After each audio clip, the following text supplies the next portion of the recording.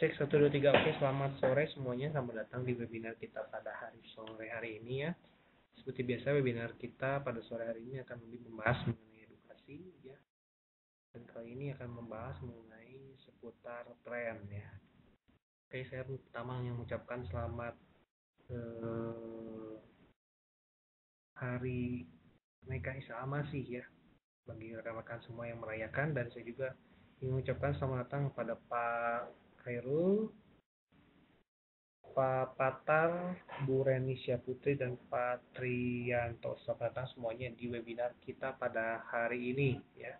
Sebelum kita mulai, saya ingin mengecek sound dulu. Apakah suara saya sudah terdengar oleh rekan-rekan semuanya? Nanti bisa tidak terdengar bisa mengetik di chat yang tersedia. Oke, bisa terdengar ya. Terima kasih atas responnya. Webinar kita akan seperti biasa akan berjalan sekitar 1 jam ya. Akan bisa 1 jam dan diharapkan untuk tidak menekan tombol mic berwarna oranye atau menekan tombol mic presenter, karena jika menekan tombol mic presenter bisa mengganggu jalannya webinar kita pada hari ini.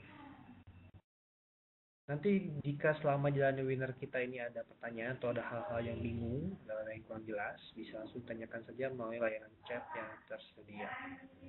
Mungkin itu saja yang bisa saya sampaikan dulu sebagai awal. Oke, saya lihat di sini masih banyak yang masih belum mengaktifkan speakernya ya. Masih banyak yang belum menjalankan speakernya. Saya akan coba tunggu sebentar lagi 1-2 menit sebelum memulai. Kalau memang masih belum juga akan kita mulai saja dahulu.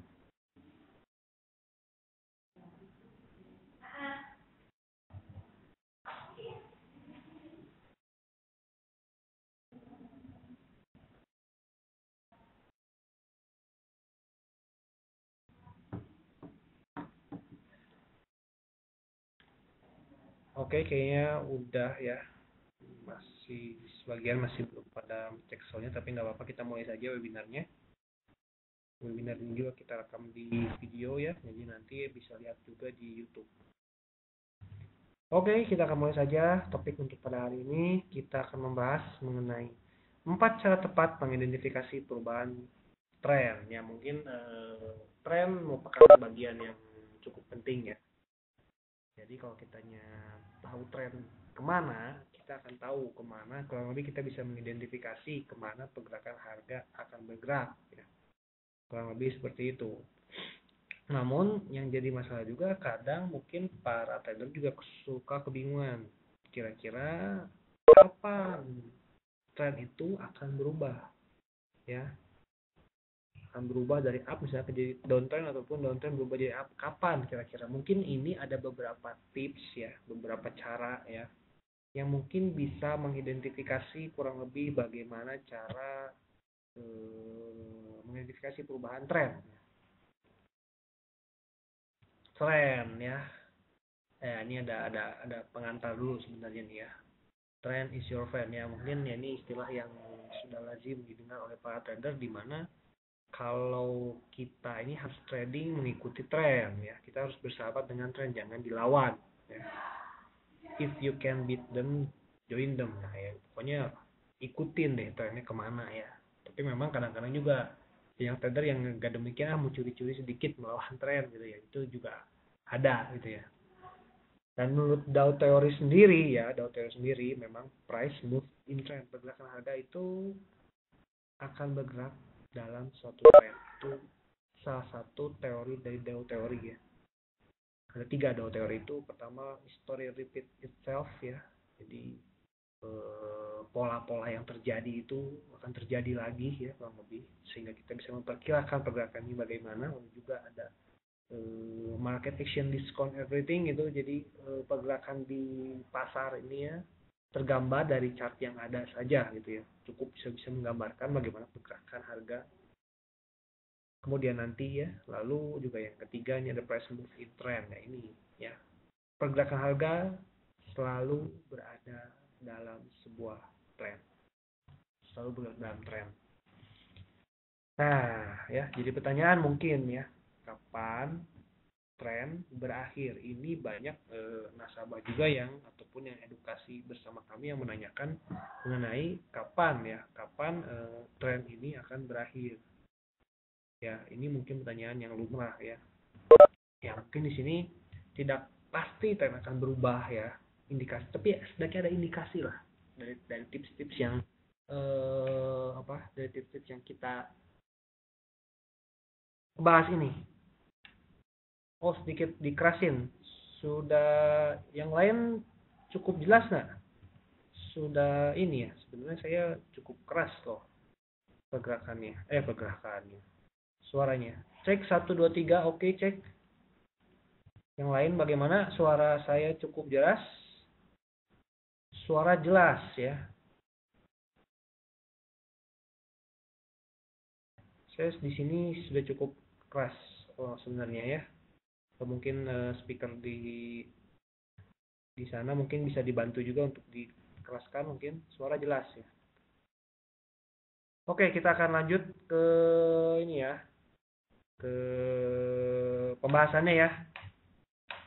Pembahasannya oke. Nah, ini mungkin ada beberapa tips ya, ada beberapa tips yang bisa rekan-rekan gunakan ya untuk mengidentifikasi kapan tren itu berubah ya. Yang pertama adalah gunakan trendline. Ini tools yang bisa dikatakan tools yang sudah sering digunakan oleh para trader ya, trendline ya. Nanti kita akan coba bahas kira-kira trendline itu seperti apa untuk merefresh untuk yang sudah tahu gitu ya, ataupun yang belum tahu. Semoga ini menjadi informasi yang berguna. Lalu menurut buku Technical Analysis from Financial Market ya, karangan John Murphy ya, Technical Analysis from Financial Market, ini ada istilah non failure swing dan failure swing ya. Sebenarnya ini mirip-mirip seperti pattern ya, mirip seperti pattern. Nah, ini harus nanti bisa juga menjadi indikasi menurut sumber tersebut ya. Lalu yang ketiga ya ini lebih ke ini ya. Contohnya Pak Ia nanti di belakang ya. Kita akan bahas satu demi satu. Lalu pelajari reversal pattern ya, reversal pattern. Nah, reversal pattern mungkin udah macam-macam ya. Karena kan mungkin sudah banyak yang tahu. Mungkin ada seperti head and shoulder ya. Ada double top, double bottom ya. Mungkin yang seperti itu nanti kita akan dibahas juga di belakang ya untuk informasinya. Lalu menggunakan moving average ya, moving average ya bisa kan, jadi memang moving average ini punya beberapa fungsi ya, mengidentifikasi tren dan juga mengidentifikasi support atau resisten dinamis ya, dan bisa juga digunakan ya untuk setidaknya memperkirakan kemungkinan indikasi awal ya, apakah tren akan berubah ya. Itu, dan kita akan coba membahas mengenai yang pertama, trend line ya. Ya. Jadi ya ini mungkin yang masih belum tahu sedikit refresh ya. Jadi trendline ini menghubungkan dua titik terendah atau tertinggi dalam sebuah pergerakan harga yang sedang diobservasi. Jadi artinya gini, ketika kondisinya sedang uptrend ya, Anda perlu menyambungkan dua titik lembah ya. Dua titik lembah, maka akan terlihat trennya seperti apa gitu ya. Dan kalau misalnya pada downtrend, dua titik puncak. Nah, ya itu nanti kita coba lihat di belakangnya ada gambarnya. Lalu tembusnya trendline tersebut dapat dijadikan indikasi awal bahwa harga berpotensi berubah arah trennya ya. Indikasi awal ya. Bisa berubah trennya. Apakah pasti 100%? Tidak. Ya. Tidak pasti 100% ya. Kadang juga sudah tembus bisa kembali ya. Tapi setidaknya kita bisa analisa teknikal, tidak ada yang 100% pasti tepat ya. Sedangkan dengan trend ini bisa ya mengidentifikasi ya, daripada kita benar-benar tidak tahu sama sekali ya. Nah, jika trend line dianggap tembus ya. Trendline dianggap tembus itu jika seluruh body candlestick yang terbentuk berada di luar garis trendline. Ya. Nanti kita akan coba ke aplikasinya ya. Kurang lebih trendline ini ya seperti ini ya. Mungkin ini untuk yang pertama, trendline ini bisa digunakan sebagai ini ya, sebagai acuan support resisten ya. Mungkin untuk kasus yang ini pertama ini ya, kalau kita ngomongin trendline, mungkin ketika mendekati trendline ya, itu ada indikasi bahwa harga bisa memantul ya. Itu yang pertama. Tapi untuk yang ternyata kedua, jika ternyata garis trendline ini ternyata ditembus oleh harga, maka ada indikasi tren dapat berubah. Ya. Itu untuk trendline ya. Dan untuk downtrend sama ya, syaratnya sama, harus punya dua puncak. Kalau tadi dua lembah ya, ini dua puncak dihubungkan dan ditarik ya. Ketika tembus ada indikasi tren akan berubah. Gampang ya, trendline ya. Nah, ini mungkin contoh yang bisa digambarkan pada chart ya. Ini kita tarik garis ya. Mungkin kalau kita tarik dari sini juga ini tembus ya. Benar nggak? Tarik ya. Tembus ya. Ini juga sama. Sempat mantul dan akhirnya tembus. Ini tarik lagi garis. Oh, ini lagi bagus ya ausinya ya, pergerakannya ya. Benar-benar move in trend ya. Ini bagus, dari sini bagus, dari sini bagus, semua terlihat ya. Ini contoh di Aussie. Nah, sampai sini dulu. Mungkin ada yang ingin tanyakan sebelum kita lanjut ke pembahasan yang lain. Saya lihat di sini sudah banyak yang datang ya, sudah cukup banyak. Selamat datang semuanya ya, untuk yang baru hadir ya. Sudah cukup banyak yang hadir. Sampai pembahasan trendline ini, mungkin ada yang ingin tanyakan dulu sebelum kita lanjut?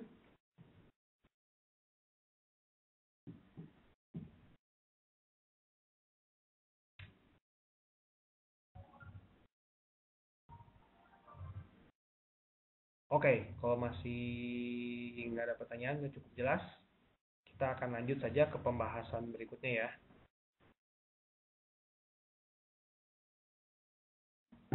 Pak.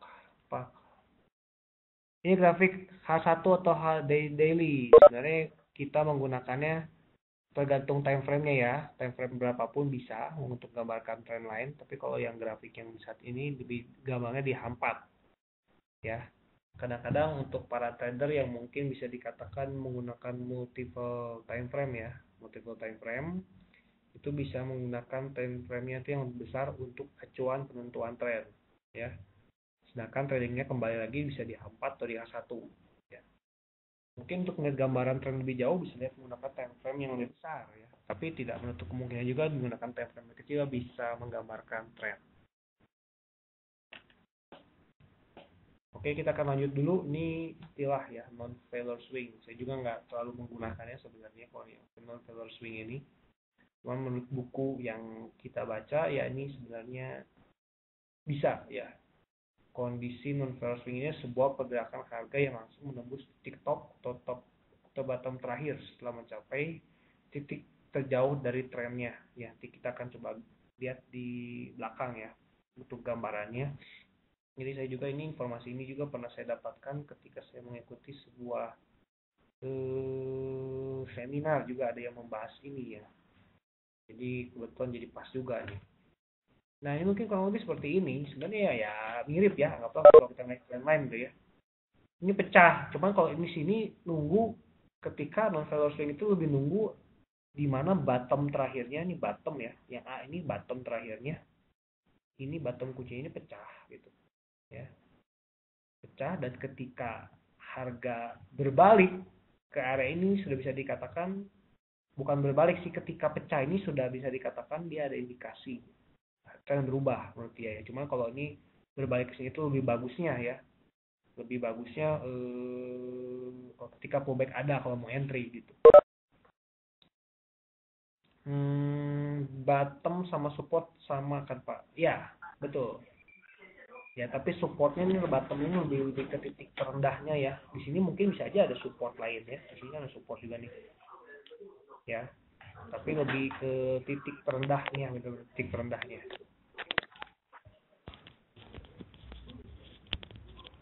Ada yang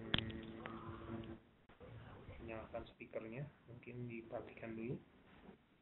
Ya, saya matikan. Gimana cara nyalainnya mati total? Mungkin rekan-rekan bisa dibantu. Sebenarnya ini hanya menyalakan audio saja.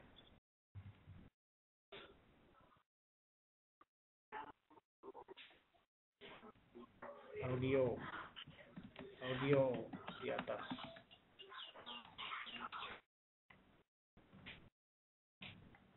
Di saya ada suara-suara dari luar nih yang cukup mengganggu. Tapi saya nggak tahu dari siapa. Ya udahlah, biarkan lah. Oke, seperti itu ya. Jadi intinya ketika level titik terendahnya atau bottomnya ini ditembus level A nih, kalau digambar pada A. Kalau pada kondisi saat ini ya kalau di kondisi saat ini bisa melihat dari ketika level A juga ya, level A juga ditembus ya. Tembus, nah itu indikasi ada kemungkinan harga atau tren akan berubah ya. Kalau ini dari uptrend menjadi downtrend dan dari downtrend menjadi uptrend. Nah, kalau sedangkan untuk failure swing ya, ini teorinya ya. Kondisi pembalikan arah tren dan skenario failure swing adalah situasi di mana pola pergerakan harga sudah membentuk sebuah tren di antara titik top dan bottom terakhirnya. Untuk biar jelas kita lihat di gambarnya saja. Nah, seperti ini mungkin ya. Sama sebenarnya intinya kuncinya bottom terakhir ya. Kalau tadi mungkin lebih lebih ini kan sebenarnya kita belum ketemu titik topnya ya, titik terakhirnya ya, titik topnya. Kalau tadi kan sebelumnya kalau non failure swing kan ada titik topnya lebih tinggi. Kalau ini titik topnya ini tidak lebih tinggi dari yang sebelahnya ya, tidak lebih tinggi dari sebelahnya dan lalu menembus area support ya atau bottom terakhirnya. Dan ketika ini ditembus maka itu ada indikasi bisa tren berubah ya. Ini failure swing. Jadi kalau ini kondisinya kalau dalam downtrend ya, mungkin ini sudah mulai naik ya, lalu ditembus ya, ditembus. Nah, kalau kita ngomongin trend line, mungkin dari sini tarik garis juga ya sebenarnya nggak terlalu beda jauh dengan ini ya. Kalau kita ngomongin trend line, kita tarik trend line dari sini ya, tembus, nah, ini tembus juga, nggak beda jauh sebenarnya ya. Sama bisa digunakan keduanya. Ini menurut teori yang kita baca di Technical Analysis from Financial Market karangan John Murphy. Ya. Itu untuk failure swing. Dan yang ketiga ya, nah ini lebih ke penggunaan dari ini pakai Elliott wave. Iya, itu bisa dihubungkan sama Elliott wave. Kalau nggak salah saya pernah baca juga itu ya. Saya bukan ahli Elliott wave, tapi kalau nggak salah itu bisa dihubungkan ya si failure swing itu dengan Elliott wave ya. Oke, yang ketiga ya, ketiga ini reversal pattern. Nah ini sesuai dengan teori, dengan teori yang teori Dow teori ya, dengan Dow teori ya.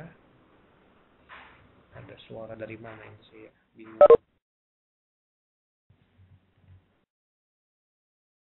Nah, untuk ini ya, ini history repeat itself ini sesuai dengan Dow teori ya, yang tadi saya bilang di depan ya, di depan.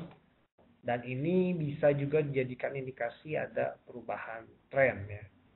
Memang lebih ke reversal ya, lebih ke reversal pergerakan pembalikan, tapi bisa juga untuk mengenali sebagai indikasi awal adanya perubahan tren ya. Ya, untuk yang pertama bisa menggunakan double top ya, double top atau double bottom ya, mungkin ilustrasinya seperti ini ya. Ketika ada suatu level ya, ada dua level yang misalnya bisa dikatakan sulit untuk ditembus oleh harga ya. Sehingga ketika kondisi tersebut ada indikasi harga bisa bergerak reversal atau bergerak atau tren berubah. Tapi kepastiannya harus menembus area baseline dulu ya. Ini baseline. Ini ada trend line ya, contoh gambar trend line. Ya. Kalau trend line mungkin sudah bisa mengidentifikasi lebih awal ya. Kalau double top ya, harus menunggu base-nya dulu ya, base-nya ditembus. Nah, itu mungkin bisa dikatakan ada indikasi bahwa harga baru akan turun ya. Nah, kemungkinan akan ada perubahan tren ya. Seperti itu kalau menggunakan pola double top dan double bottom kurang lebih sama ya. Jadi memang ada indikasi ya perubahan tren ketika baseline ini ditembus ya. Baseline ditembus. Tapi kalau misalnya kita bandingkan menggunakan trendline, memang trendline sebagai tools, tools ya, tools untuk mengetahui indikasi lebih awal ya, mengenai kemungkinan terjadinya perubahan tren. Ya. Dan banyak pola-pola lainnya sebenarnya ya. Contoh lainnya mungkin ada head and shoulder, tapi head and shoulder ini bukan shampoo ya. Tapi lebih ke pola di mana ada dua pundak dan satu kepala ya kalau digambarkan ya. Dua pundak satu kepala dan ketika dikatakan tembus itu ketika dikatakan ada indikasi berubah trennya itu ketika neckline-nya ditembus. Neckline-nya ditembus ya. Ini head and shoulder lawannya ya ketika downtrend menjadi uptrend ya. Ini ada informasi sedikit out of topic ya. Topik ya, kalau ada yang menanyakan pernah mengenai pattern ya, ini level 2 sama level 4 ini 4-nya lebih panjang ke bawah, ini bisa dikatakan head and shoulder juga tidak pak, ada yang ini ya, ada yang nanya gitu ya, itu bisa dikatakan head and shoulder juga, tapi yang jadi masalah adalah kondisi neckline itu bergerak turun. Kalau kondisi neckline-nya bergerak turun ya, kalau pergerakan harganya cukup kencang ya, mungkin tidak akan jadi masalah ya. Kencang lalu tembus ya sudah. Tapi masalah ketika bergeraknya mungkin di saat kondisi ini bergerak turunnya tuh agak sedikit lambat. Jadi kapan tembus neckline-nya gitu kan. Makanya sebenarnya kondisi seperti itu agak sedikit kurang ideal. Ya disarankan sebenarnya kondisi neckline itu agak miring ya, miring ke kanan kalau kondisi seperti ini ya. Kalau ini turun ke kanan ya. Seperti itu. Itu informasi saja. Lalu juga pola triple bottom juga dan triple top juga bisa jadi indikasi ya. Indikasi bahwa tren bisa berubah. Seperti itu. Kalau triple bottom ini lebih ke penahanan di area support sebanyak 3 kali ya dan di akhirnya ditembus ya.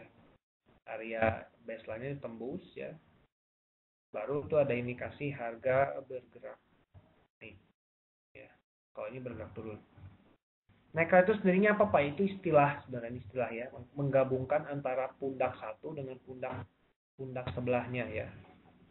Istilah dari sananya sih. Ya. Kalau saya tanya kenapa namanya neckline dalam yang lain, itu juga saya nggak bisa jawab Pak. Nggak tahu itu harus di googling ya. Cuman intinya ada garis maya lah, garis yang maya menghubungkan yang nomor 2 dan nomor 4 pundak ya. Dengan pundak. Seperti itu ya untuk reversal pattern. Kita akan lanjut. Oh nih di grafiknya ya, contoh di grafiknya mungkin seperti ini ya. Ya ini pas tadi ngomong lagi bagus. Ya tertahan 2 kali dan ini tembus area baseline-nya ya, tembus dan turun. Si naik dulu mungkin memang ini naiknya juga sekitar area sini setelah ditembusnya ya. Nah, akhirnya turun. Nah, ini mungkin contohnya untuk reversal pattern. Coba berikutnya. Oh, langsung ke moving average ya. Contohnya tadi cuma satu ya. Nanti kalau misalnya menit lagi nanti bisa lihat dari chart ya. Dan ini moving average ya. Mungkin yang ini cukup populer ya. Mungkin ada yang ingin ditanyakan dulu sebelum kita lanjut ke moving average. Saya lihat di sini sudah cukup banyak yang hadir. Mungkin ada yang ingin tanyakan, ada yang kurang jelas.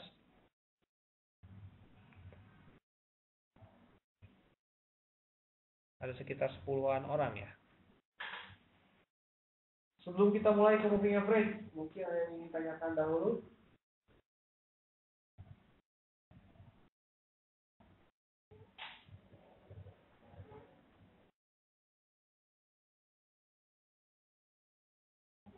Kalau nggak ada, kita akan langsung ke moving average ya. Mungkin sejauh ini cukup jelas atau tidak nih yang saya paparkan atau bingung ya, terlalu cepat.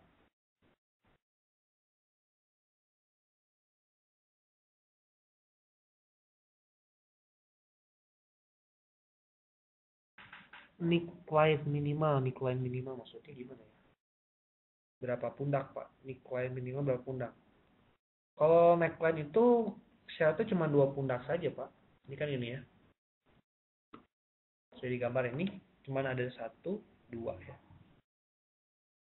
Yang ini mungkin bisa dikatakan ya ketiaknya lah ya. Nah, ketiak satu dikumpulkan dengan ketiak satunya.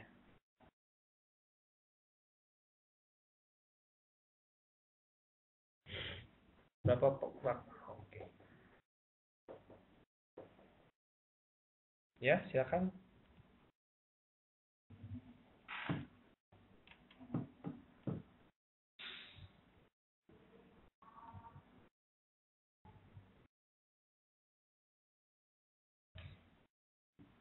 Oke, kalau nggak ada, kita lanjut ya ke moving average. Nah, moving average ini sebenarnya bisa mengidentifikasi dua hal ya sebenarnya. Itu mengidentifikasi tren, yang pertama juga bisa ya. Tren, yang kedua bisa mengidentifikasi support resisten dinamis ya. Jadi kalau kita ngomongin moving average ya, moving average ini mungkin sudah banyak yang kenal ya. Nah, makanya juga disebut juga kalau kita lihat dari berbagai sumber merupakan salah satu indikator tren yang paling populer ya. Gampang sekali mungkin kalau kita melihatnya ketika moving average berada di bawah dari harga itu ada indikasi bahwa pasar itu sedang dalam kondisi uptrend ya. Dan begitu pun lawannya ya. Dimana ketika kondisi harga ini berada ya di bawah dari moving average ya, itu mungkin ada indikasi bahwa dalam kondisi downtrend. Nah, jadi pertanyaan kapan tren itu berubah? Kalau kita ngomongin teori ya, teorinya ketika kurang lebih ada perpotongan ya, antara dua double moving average ya, harus menggunakan dua ya, bukan satu ya. Ada dua ya moving average yang tembus ya, yang di pokoknya perpotongan. Jika menggunakan dua MA atau potongan terjadi antara MA tersebut merupakan indikasi awal kalau perguruan trend ya. Jadi kalau dua ya, kalau dua MA, kalau ini yang satu ya. Jadi kalau misalnya Anda menggunakan satu MA, intinya adalah ketika harga menembus garis moving average tersebut ya. Kalau menggunakan dua, yang indikasinya ketika ada perpotongan antara dua garis MA. Yang ini mungkin ada beberapa gambar yang bisa mengilustrasikan ya seperti itu. Perpotongan, ini perpotongan, ada perpotongannya ya, ada perpotongan. Nah, ini perpotongan ini ada indikasi bahwa pasar bisa berubah. Memang dikatakan ini agak sedikit lama ya, agak sedikit lambat ya mengidentifikasinya. Ketika ini harga sudah naik, ini baru identifikasi ya, ini juga baru identifikasi. Menggunakan moving average-nya berapa? Hanya ya, kalau kita biasa menggunakan simple moving average 20 dan 50 ya. Saya menggunakan itu, dan kalau misalnya 24 atau 8 juga itu tidak jadi masalah ya. Cuman pengambilan datanya saja ya.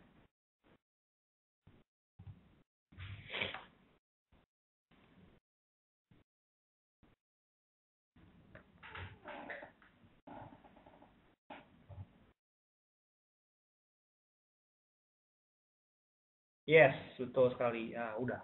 Itu sudah langsung udahan ya. Ini yang moving average. Ya, mungkin itu saja ya. untuk pembahasan untuk hari ini ya. Mungkin ada yang ingin ditanyakan. Ini time frame kan Pak. Jadi kalau penggunaan time frame ini seperti ini Pak. Kalau Bapak cermati ya, menggunakan time frame di M1 dengan di H4 ataupun daily itu akan lebih baik ya untuk mengidentifikasi tren itu ketika berada di time frame yang besar. Ya, biasanya seperti itu. Kalau menggunakan time frame yang lebih kecil ya bisa, tapi biasanya lebih banyak tingkat kevaliditasannya lebih terkikis kembali. Ya, di time frame yang besar untuk segala jenis support resisten ataupun pattern ya, ataupun indikator ya, itu rata-rata lebih fix di time frame yang lebih besar ya. Biasanya seperti itu. Jadi kalau time frame-nya yang kecil bisa nggak, bisa juga, cuman mungkin pergerakannya tidak terlalu mungkin bisa banyak nggak validnya ya. Misalkan digunakannya time frame yang kurang lebih H1, H4 ya, ke atas. Kecuali memang Anda bukan nggak boleh ya di time frame yang kecil, kecuali memang jika Anda memiliki kurang lebih strategi trading yang pas.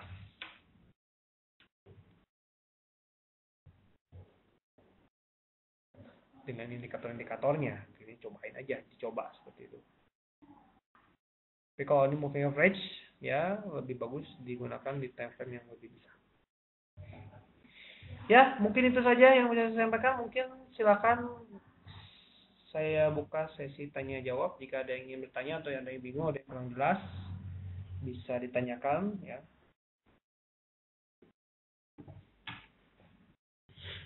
Iya, Pak, terlalu dekat ya. Kita juga berdasarkan banyak sumber sih rata-rata kalau memangnya MA itu lebih banyak digunakan yang 20, 50 ataupun menggunakan yang 24, 48 ya. Terlalu dekat. Kecuali memang mungkin jika Anda memang tradingnya mungkin di time frame kecil ya. Tapi kalau untuk time frame kecil kita juga belum pernah pakai ya moving average. Jadi maksudnya untuk acuan trading kami ya. Yang pasti jika Anda ingin mencoba melakukannya ya, para orang scalping biasanya membutuhkan tersebut ya. Kebutuhan tersebut. Di sini kita bukan tidak ada trader yang scalping ya, kebetulan. Tapi intinya jika memang MA 520 terlalu bisa dikatakan terlalu dekat. Ya.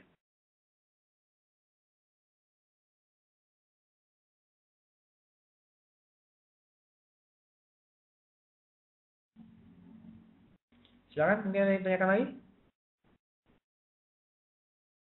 Ada yang bingung atau mungkin ada topik lain yang mungkin ingin ditanyakan juga, kayaknya nggak apa-apa ya, topiknya hari ini cukup nggak terlalu banyak dan saya juga nggak suka bertele-tele ya. Saya lebih pilih mungkin ya beresin dulu, mungkin nanti ada ngobrol-ngobrol mungkin.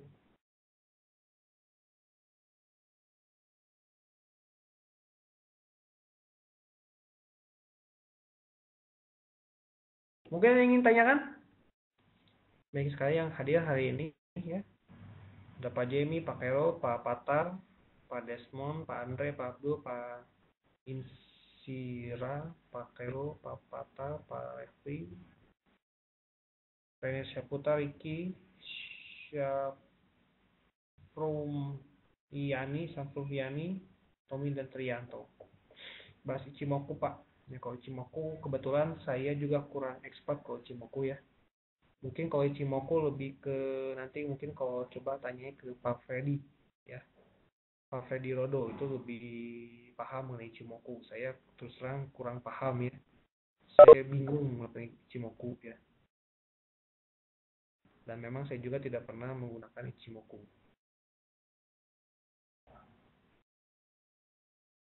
Kalau lebih di atasnya di atas, kemudian jadi ke bawah ini. Jika MA biru awalnya di atas, kemudian jadi ke bawah. Maksudnya. Coba kita lihat.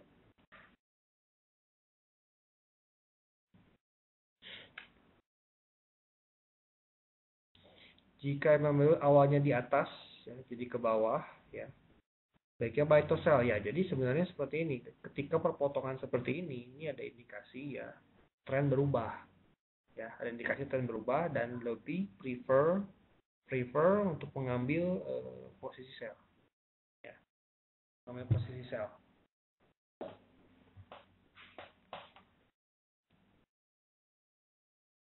Dan begini sekalipun sebaliknya berarti buy seperti ini ya.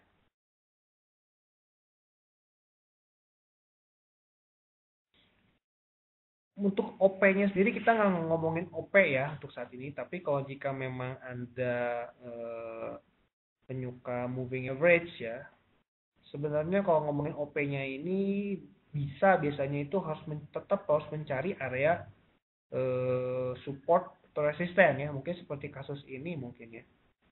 Ini kan turun nih ya. Di sini kita harus tetap menentukan support resisten ya. Mungkin bisa menggunakan Fibonacci ataupun menggunakan harga-harga yang tertahan. Ini kan harga tertahan sekitar sini. Dan ketika kalau kita ngomongin double moving average, berarti areanya itu, area sell atau buy-nya itu berada di kisah antara kedua ini ya. Ini area di sini ya, berarti nge-sell-nya ya. Dan kebetulan ini masuk dan turun. Dan kalau seperti ini ya, ini harusnya kita bisa ngambil sell ya, tapi memang sellnya ini tidak maksimal ya, tidak maksimal, penurunannya udah kembali naik ya. Mungkin bisa saja Anda terkena stop loss, tapi kuncinya sebenarnya bukan langsung pada perpotongan ini ya sebenarnya ya. Tapi kalau memang Anda take risk ya silakan ya sebenarnya. Tapi sebenarnya perlu menunggu dulu ketika harga kembali terkoreksi ya, memasuki area kisaran di double moving average ini. Ya. Jadi kalau misalnya kondisi seperti ini ya, ini udah perpotongan nih. Idealnya sebenarnya harus tunggu masuk dulu. Meskipun bisa saja terjadi ini langsung turun ke bawah bisa. Ya, itu mungkin harus diabaikan dan tunggu momen berikutnya.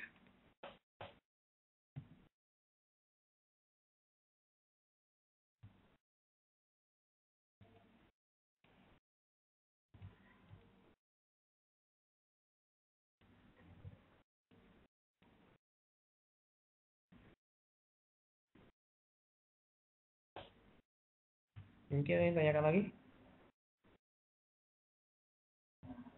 Sebenarnya saya kasih tips saja ya. Sebenarnya sih kalau menurut saya sendiri ya, tipsnya itu sebenarnya ada 4 ya. 4 ya. Untuk bisa dikatakan membuat analisa teknikal lah. Yang pertama adalah satu harus mengenal tren ya. Di trennya itu apa ya. Kedua, kita harus mengetahui support dan resisten. Nah, support dan resisten itu kurang lebih untuk mengetahui tempat di mana kita akan mengambil posisi buy atau sell. Tempat ya. Yang ketiga itu, kita bisa mempelajari candlestick ataupun bisa mempelajari indikator. Gunanya itu apa? Pelajari itu karena itu sebagai alat guna untuk mengkonfirmasi ya, konfirmasi untuk mengambil sinyal buy atau sell, kurang lebih seperti itu. Jadi lihat itu dari candlestick ataupun indikator. Dan yang keempat yang tidak kalah pentingnya juga yang kadang diabaikan oleh rekan-rekan itu adalah mengenai money management, risk management, dan psikologi trading. Itu yang bisa dikatakan ya apa ya, kunci juga ya. Dengan money management yang baik ya, dengan pengendalian emosi yang oke, itu bisa mendukung. Dan pernah mungkin Anda rekan-rekan pernah dengar istilah 3M, mind, method, money. Ini sebenarnya tambahan juga ya, tambahan ya.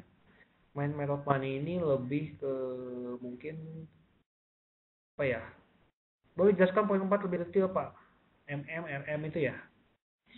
Sebentar, 3M dulu ya. Kalau 3M ini mind, method, money ya. Jadi sebenarnya kalau kita anggaplah punya money ya, tapi kita tidak tahu metode ya, tidak tahu caranya gitu ya, itu juga mati. Apalagi nggak bisa punya psikologi tradingnya. Lalu kita misalnya nggak punya uang tapi kita punya metode ya, itu juga sama, susah juga ngomongnya. Nggak punya uang tapi punya metodenya gitu ya. Lalu kalau mainnya kurang ya, psikologinya kurang ya, itu juga sama ya, meskipun Anda punya uang dan punya metode. Poin keempat, RM ya. RM dengan risk management dengan psikologi trading ya, sebenarnya ini hal yang bisa dikatakan yang saling berkesinambungan ya. Jadi pertama untuk money management seperti ini gampangnya ya. Anda pertama harus bisa mengatur keuangan Anda sebelum Anda trading. Jadi misalnya Anda mempunyai rencana trading, anggaplah 100 juta ya, 100 juta, yang rencana trading 100 juta. Ini seperti Anda menjalankan sebuah bisnis. Saya yakin Anda ada sih juga ada yang pebisnis, saya pasti harus ketahui dulu modalnya berapa dan kapan BEP-nya gitu ya. Perhitungannya harus Anda ini ya, Anda ukur ya. Yang mana ini trading juga sama gitu. Jadi Anda ukur dulu ketika Anda deposit 100 juta ya kurang lebih Anda ingin mengalokasikan dari 100 juta ini berapa gitu ya untuk resikonya. Jadi Anda punya batasan resiko.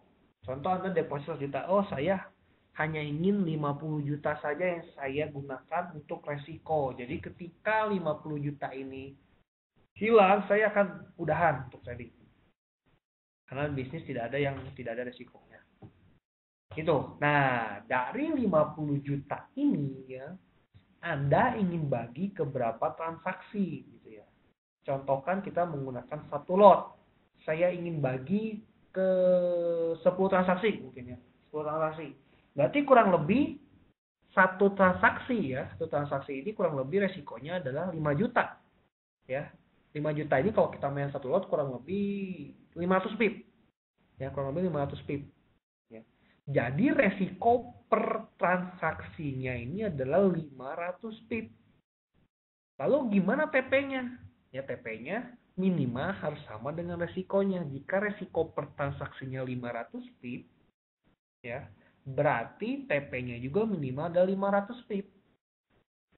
Lebih bagus lagi ketika lebih TP-nya. Mungkin 750 pip atau 1000 pip. Itu contoh pengaturan dari money management. Ini pengaruhnya adalah ketika kita juga menentukan risk management. Nah, kalau misalnya kayak gini, dengan ukuran dananya kita tahu ya, kita bisa menggunakan risk management yang baik. Contoh untuk kasus yang tadi ya, pengaturan yang tadi itu cocok untuk penggunaan risk management yang menggunakan stop loss ya. Risk manajemennya ada macam-macam, bisa menggunakan martingale, bisa menggunakan averaging ya, bisa menggunakan martingale, averaging, ada apalagi cut switch martingale. Cut switch martingale juga ada, switching ada, seperti itu, locking ya. Itu macam-macam ya. Saya mungkin contoh lagi nih di oil ya, kalau mungkin Anda penyuka trading oil dan memiliki uang yang cukup dingin ya. Kalau di oil kan saat ini oil masih berkisar 50-an ya. Ini contoh saja ya, contoh jika Anda menggunakan strategi risk management averaging di oil ya. Dengan kita telah mengukur segala perhitungan resikonya ya. Kan kalau misalnya rekan-rekan trading di oil ya, trading di oil kalau misalnya gampangnya ini ketika harganya anggaplah 50 ya. 50 ya, ketika naik satu tick ya, 51 ataupun turun satu tick ke 49 itu kalau main 0,1 itu di forex MF ya, itu berkurang atau bertambah 1 juta atau 100 dolar ya. Kita contoh mengatur taktik nih di oil. Oil kalau kita ngomongin history paling terendahnya di terakhir itu sekitar 26 per barel gitu ya. Dan kalau kita ngomongin logik lagi, mungkin nggak sih harga oil bisa sampai gratis, nol gitu ya. Mungkin Pertamax premium gitu ya. Atau Pertalite jadi gratis, kayaknya agak sedikit nggak mungkin jadi nol gitu ya. Sekarang contohlah saja mungkin harganya oil berkisar di 40 misalnya ya. Oil di 40 ya. Lalu mungkin Anda deposit aja deh, saya deposit deh yang minimal aja ya, 50 juta. Ya, 50 juta. Itu kalau kita ukur-ukur ya sampai levelnya 0 per barel itu kayaknya uang Anda nggak akan mungkin habis. Ya kalau dengan dana 50 juta atau 5.000 dolar ya. 5.000 dolar kan, karena setiap ticknya itu kan tadi 100 dolar atau 1 juta ya. Ya kalaupun sampai harga minyaknya 0 mungkin kurang lebih Anda masih ada uang 10 juta. Kurang lebih seperti itu. Tapi kayaknya ke level 0 ini agak sedikit hampir nggak mungkin ya, ke level 10 atau 20 aja udah kayaknya agak nggak mungkin harga minyak sampai semurah itu. Ya mungkin contoh misalnya Anda sekarang harga di 40, Anda ambil buy misalnya, buy 0,1.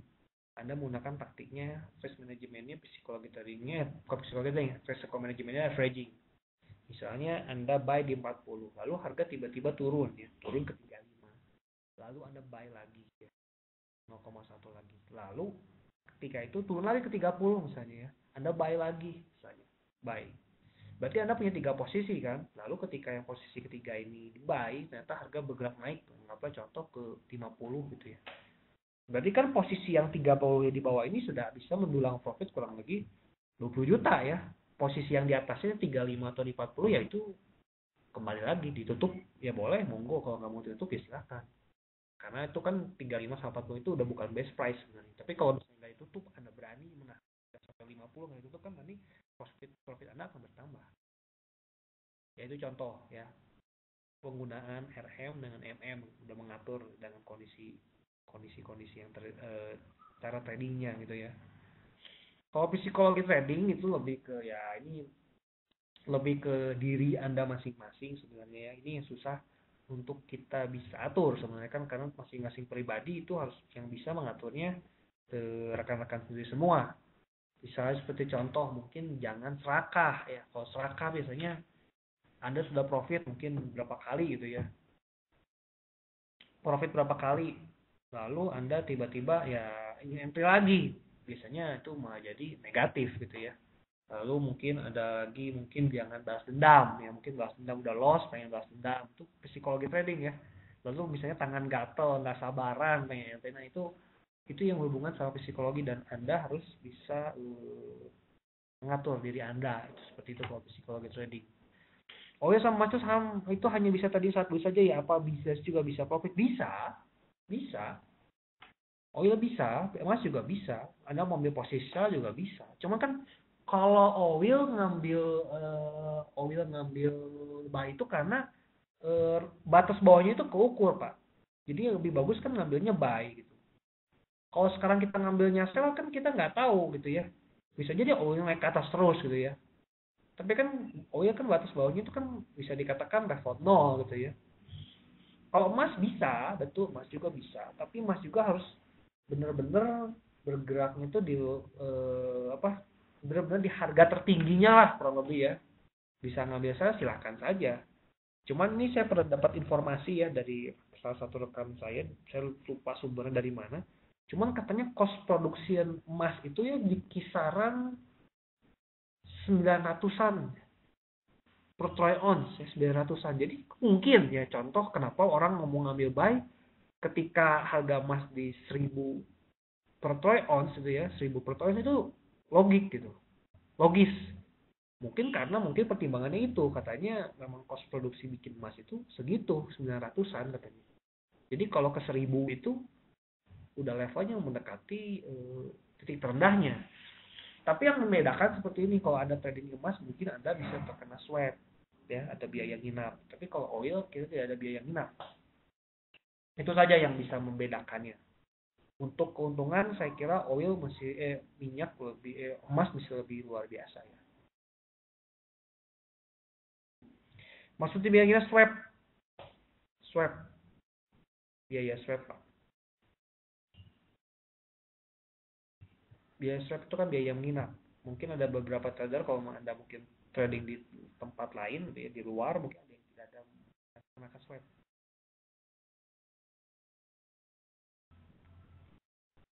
Mungkin itu saja untuk tambahan informasi yang bisa saya sampaikan ya untuk rekan-rekan, semoga bisa bermanfaat untuk Anda semuanya.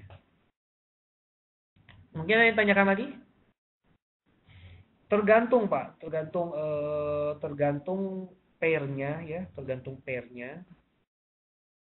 brokernya juga ya.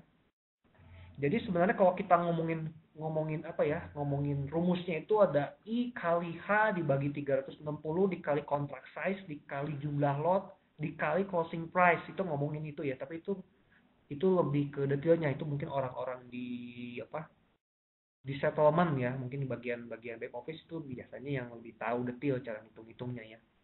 Cuman ininya itu adalah konstanta rate, kurang lebih rate-nya ya.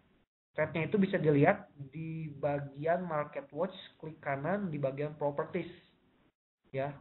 Di bagian properties ada coba kita lihat ya, swap long sama swap short, itu acuan untuk rate-nya ya. Itu baru rate-nya ya. Belum dikali jumlah harinya, belum dibagi 360. Ya seperti ini mungkin, coba ini demo ya kebetulan. baterai mau habis lagi. Ini untuk acuan penghitungannya. Nah ini, swap long sama swap short. Short ini sell, ini long, ini interestnya 0,5% itu ya. Kurang lebih ya, kalau kita ngomongin kurang lebih, kalau mainnya di pair ya, di pair, kalau mainnya di 0,1 ya, tergantung kondisi closing price-nya mungkin swapnya itu berkisaran di sekitar, kalau di kami ya, kalau 0,1 itu kisaran 3.000 sampai 8.000-an lah. Ya, swapnya berkisar segitu. Nanti dicoba saja kalau mau dicoba di demo ya. Coba Anda enter satu lot, itu coba didiamkan kurang lebih sekitar segitu harganya. Ya. Untuk detailnya kalau misalnya anggap ini Pak perhitungan detailnya gimana gitu ya. Mungkin kalau Anda di nasabah kami itu ada bagian client area dan ingin ditanyakan gimana perhitungannya, itu bagian settlement bisa membantu. Ya. Tapi kurang lebih rumusnya seperti tadi. Itu yang tadi ya, yang red tadi. Kayak tadi ya, dikali H jumlah harinya. Jumlah harinya juga ada bobotnya ya rekan-rekan ya. Kalau nggak salah dari hari Rabu ke Kamis itu bobotnya 3. Kalau salah bobotnya 3 kalau itu. Kenapa 3? Karena dari Jumat ke hari Seninnya itu bobotnya cuma 1. Cuma 1 hari. Itu mungkin orang settlement lebih, orang-orang di back office lebih tahu ya. Cuma perkiraannya seperti itu Pak Trianto. Pak mungkin sudah jadi nasabah kami atau belum nih Pak? Kalau nanti jadi nasabah kami mungkin bisa itu nanti melalui client area ditanyakan ya, ataupun bisa langsung chat di website kami gitu ya, tanyakan lebih detailnya.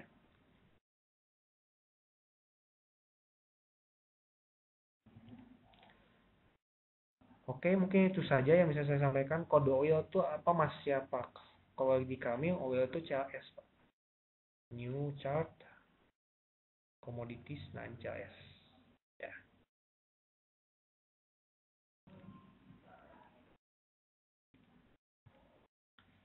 Oke, sebagai informasi saja nanti kita akan ada webinar lagi ya minggu depan mungkin ya, atau minggu depan sih. Senin depan ada mengenai kabar pasar sepekan ya. Dan nanti kalau misalnya rekan-rekan juga siapa tahu ingin join bersama kami gitu ya, ingin misalnya dengan jadi nasabah kami ini bisa mengaktifkan beberapa fasilitas ya, seperti chat dengan kami dengan WhatsApp, lalu bisa juga di webinar khusus nasabah ya, itu juga bisa ya kalau Anda menjadi nasabah kami gitu ya. Perkara Anda trading ya itu di tempat lain juga itu kita nggak, saya sih pribadi nggak jadi soal gitu ya.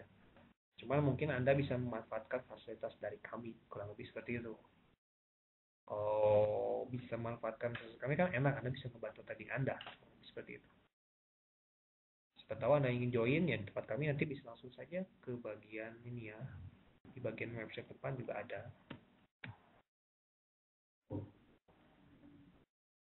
Bagian sini saja dimasukkan saja ya data dirinya. Jadi nasabah ya, berarti nanti Bapak bisa nanya ke bagian settlement Pak, kalau itu untuk lebih detailnya ya. Nah, kalau lebih perhitungannya seperti tadi ya. Nah ini siapa tahu mau rekan-rekan semua yang ingin jadi nasabah kami bisa open real account atau coba chat di sini, bisa dari sini ataupun bisa open demo ya. Kalau mau demo silakan bisa. Ya. Ya, mungkin itu saja yang bisa saya sampaikan. Mungkin ada pertanyaan terakhir, mungkin ada pertanyaan sebelum kita mengakhiri webinar kita pada hari ini. Nanti kalau ada pertanyaan yang mungkin belum ini ya, belum masih bingung atau belum baru terpikirkan nanti ya, belum terpikirkan sesudahnya gitu. Bisa langsung saja gunakan layanan chat tersedia di sini ya, live chat. Ya. Tanya saja ya, masuk ke sini live chat, ketik saja nanti bisa ada pilihannya. Mau ke market analysis atau mengenai produk bisa ke new forex, market analysis, semua support silakan. Mungkin itu saja yang bisa saya sampaikan. Ada yang tanya lagi? Kalau nggak ada,